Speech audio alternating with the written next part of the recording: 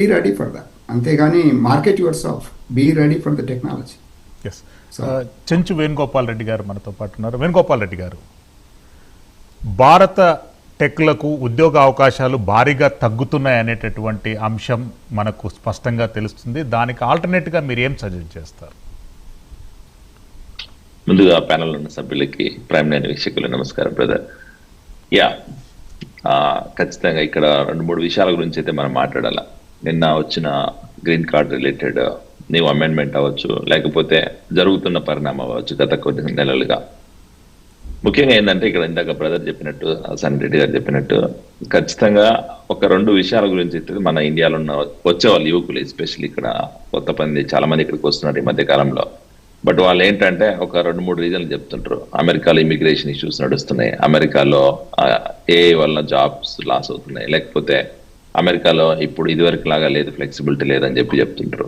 కాకపోతే ఇక్కడ చెప్పాల్సింది ఏంటంటే రూల్స్ అనేది ఇప్పుడు కాదు, ముందు నుంచి కూడా ఉన్నాయి. బట్ మన వాళ్ళు ఏంటంటే కొన్ని బైపాస్ చేసి, కొన్ని మిస్యూజ్ చేసి, ఎక్స్ప్లాయిట్ చేసిన విధానం వల్లనే ఈరోజు ఇలాంటి పరిస్థితి వచ్చిందని చెప్పి మనం చెప్పాలి. ఎందుకు ఆ మాట అంటున్నానంటే, ఈరోజు గ్రీన్ కార్డ్ అప్లికేషన్ అయినా తీసుకోండి, లేకపోతే F1 వీసా మీద వచ్చే స్టూడెంట్స్ అంటే, లేకపోతే H1 మీద వచ్చే వాళ్ళు అండి, మనం గత కొద్ది రోజులుగా చూస్తున్నాం. మీరు ఒకసారి చూస్తే బ్రదర్, చాలా మంది H1 మీద వచ్చేది ఎందుకు, మనం ఇక్కడికి వర్క్ చేసుకోనికి వర్క్ పర్మిట్ అనేది ఒక కంపెనీ స్పాన్సర్ చేస్తే ఇక్కడికి వస్తాం. బట్ ఇక్కడికి వచ్చిన తర్వాత పరిస్థితి ఎలా ఉందంటే, మల్టిపుల్ వేస్ లో మనం ఇన్కమ్ సంపాదించేలా, ఓవర్ నైట్ లో బిలియనర్ అయిపోవాలా, మిలియనర్ అయిపోవాలన్న ఆలోచనతోటి కొత్త కొత్త మార్గాలు ఎదుగుతున్నారు. ఆ మార్గాలు ఎతకడంలో ప్రాసెస్ లోనే ఈ రోజు మనకి ఇమిగ్రేషన్ కష్టాలు వచ్చాయని చెప్పి నేను ఖచ్చితంగా చెప్తాను. ఎందుకంటే ఈ రోజు H1 మీద వచ్చినప్పుడు కంపెనీకి బౌండ్ అయి పని చేయాలి, ఆ కంపెనీ స్పాన్సర్ చేసింది నీకు వీసా, ఆ కంపెనీ ద్వారా నువ్వు స్కిల్ డెవలప్ చేసుకొని, ఇంకా కావాలంటే ఆ కంపెనీలో హైయర్ స్కేల్కి వెళ్ళి, హై లెవెల్కి వెళ్ళి జాబ్ అంటే నీ పే స్కేల్ పెంచుకోవచ్చు. కానీ అలా కాకుండా మన వాళ్ళు ఏం చేస్తుంటే ఆల్టర్నేట్ వేస్ లో బిజినెస్ పెట్టడం, లేకపోతే ఇంకో కన్సల్టింగ్ పెట్టడం, లేకపోతే ఇంకోటి పెట్టడం, ఇలా పెట్టి ఏమవుతుందంటే దాన్ని మిస్యూజ్ చేస్తున్నారు. అది ఒక ప్రాబ్లం. రెండో ప్రాబ్లం ఏంటంటే F1 స్టూడెంట్స్ గురించి చెప్పాలంటే నిజంగా ఇది ఒక పెద్ద, అంటే ఒక రకంగా చెప్పాలంటే బాధ అనిపిస్తుంది, ఇంకో రకంగా కూడా చెప్పాలంటే తప్పని కూడా అనిపిస్తుంది. ఎటువంటి క్వాలిఫికేషన్స్ చెక్ చేసుకోకుండా, అరే నిజంగా కాలేజ్గా, ఇప్పుడు కొన్ని కాలేజెస్ ఉంటాయి బ్రదర్, ఇక్కడ నేను ఉన్న ప్లేస్ లో అయినా కూడా ఇదివరకు ఆ కాలేజ్ యూనివర్సిటీస్ కూడా మాకు తెలియదు అసలు. ఇక్కడ మేము 10-12 సంవత్సరాల నుంచి ఉన్నా కూడా ఆ యూనివర్సిటీలో ఎగ్జిస్టెన్స్ ఉందని చెప్పి మాకు కూడా తెలియదు. బట్ ఈ మధ్య కాలంలో వచ్చిన కొంతమంది పిల్లలు ఆ యూనివర్సిటీస్ లో అడ్మిషన్స్ తీసుకొని ఇక్కడికి వచ్చేసి, వాళ్ళ పేరెంట్స్ ఏదో మేము మాస్టర్ చేస్తున్నారు మా పిల్లడు అని చెప్పి భ్రమలు ఇక్కడికి వచ్చేసిన తర్వాత, ఇక్కడ ఆ కాలేజీలకి ఎలాంటి ఉంటాయంటే, అసలు మన ఊర్లో ఎక్కడో ఒక మారుమూల ప్రాంతంలో ఉంటుంది చూస్తే ఇంజనీరింగ్ కాలేజ్, లేకపోతే మెడికల్ కాలేజ్, అలాంటి కాలేజీలో కూడా అడ్మిషన్ తీసుకుంటున్నారు. అదేది ఇక్కడికి రావడం ఎందుకు, ఇండియాలోనే చదువుకొని ప్రశాంతంగా ఎంటెక్ చేసుకోనో లేకపోతే PhD చేసుకొని ఇక్కడికి స్కిల్ బేస్డ్ వీసా మీద వస్తే కొంచెం ఉపయోగం ఉంటుంది. కానీ F1 మీద జస్ట్ ఏదో కాలేజీలో అడ్మిషన్ తీసుకొని వచ్చేసేసి అక్కడ మళ్ళీ గ్రాడ్యుయేషన్ అయిపోయిన తర్వాత జాబ్ రాలేదని చెప్పి భయపడతా ఉండడం అనేది కరెక్ట్ కాదు. ఎందుకంటే మీరు అక్కడ చదివిన కాలేజ్కి రికగ్నేషన్ ఉండదు, ఫస్ట్ థింగ్. రెండోది ఏంటంటే ఆ డిగ్రీ వల్ల మీకు ఉపయోగం ఉండదు, స్కిల్ ఇంప్రూవ్మెంట్ ఉండదు. స్కిల్ లేకుండా జాబ్ రావడం అనేది హైలీ ఇంపాసిబుల్. ఇక్కడ అమెరికాలో ఏంటంటే మనకి అమెరికన్స్ కి పెద్ద డిఫరెన్స్ ఎక్కడ వస్తుంది అంటే స్కిల్. అమెరికన్స్ అనేది ఏంటంటే మోస్ట్లీ దే ఆర్ లైక్ ఏమంటారు, ప్లానింగ్ సైడ్ లేకపోతే మేనేజ్మెంట్ సైడ్ ఎక్కువ మంది ఉంటారు.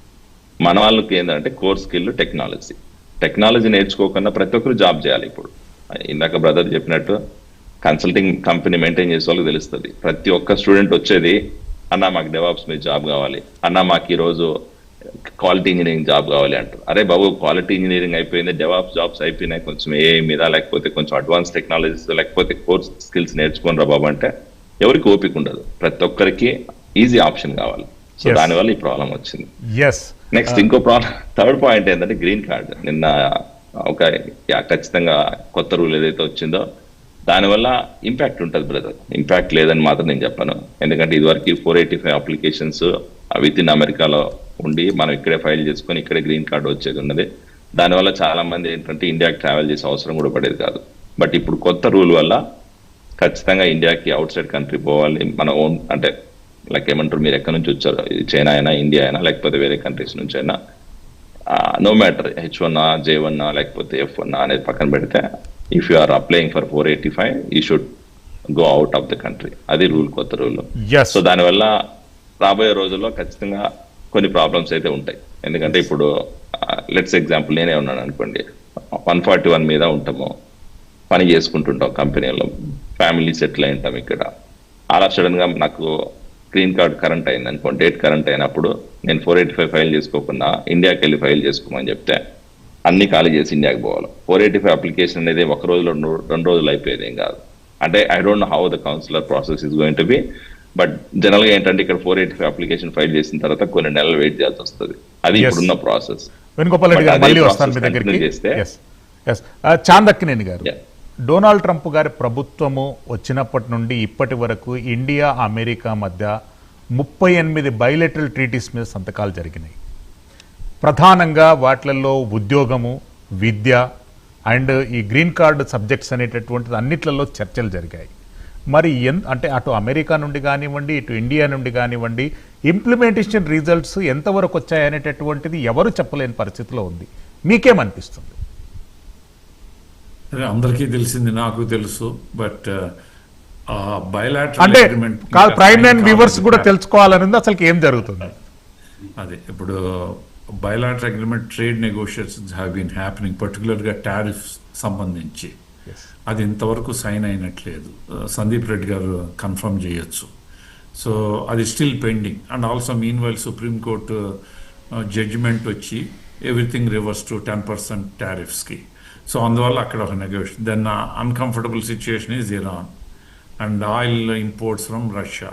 So all these kind of created unpleasant situations from India and US. And also now Pakistan entering into Iran negotiations and other things have complicated this. So I think it may continue, but somewhere the other, if Iran war stops, it will help India economically, particularly oil imports, then I think then people will get back to other negotiations. But as of now, I don't think anything will happen with this bilateral agreement because they are complicated by other external factors. Yes.